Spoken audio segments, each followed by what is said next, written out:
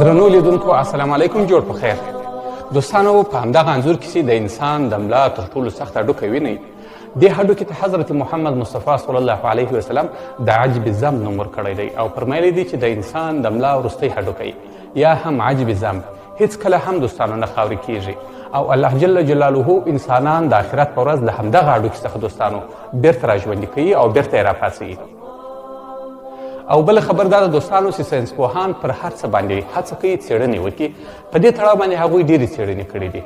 خو ساینسپوهانو په پرمختللې ټکنالوژي پر همدغه هډوکي باندې ډېرې څېړنې کړي دي او بالاخره د ټي البان نوم یې هم ورکړی دی. او ساینسپوهان وایي چې که انسان په هر حالت کې دوستانو مړ سي، په اور کې وسوځول سي، په اوبو کې ډوب سي، په هوا کې مړ سي او که په ځمکه کې له خاورو سره دوستانو خاورې سي، بیا هم تر میلیونونو میلیونونو کلونو پورې د انسان د ملا وروستی هډوکی یا هم عجب ذنب یا هم ټي البان جنیټیکي وجود له منځه نه ځي دوستانو. ساینسپوهانو دا څېړنه هم کړې ده او دا یې ثابته کړې ده چې همدغه هډوکی چې عجب ذنب ورته ویل کیږي یا هم ټي البان ورته ویل کیږي د انسان د میموري کارډ یا د الوتکې د تور معلوماتي بکس په څېر باندې فعالیت لري.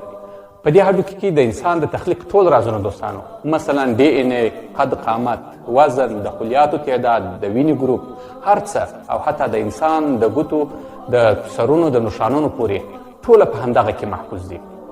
نبی کریم صلی الله علیه و آله وسلم دوستانو د همدغه هډوکي په تړاو باندې فرمایي: کل ابن آدم یأکله التراب الا عجب الذنب منه خلق وفیه یرکب. صحیح المسلم.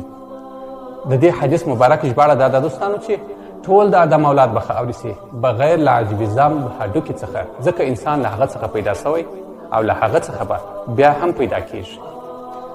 کور مو ودان. ډېره مننه دوستانو چې دا ویډیو مو وکتل. تر راتلونکي ښکلي پیغام او ښکلي معلومات پورې مو را لاس پارو. الله مو مال وخت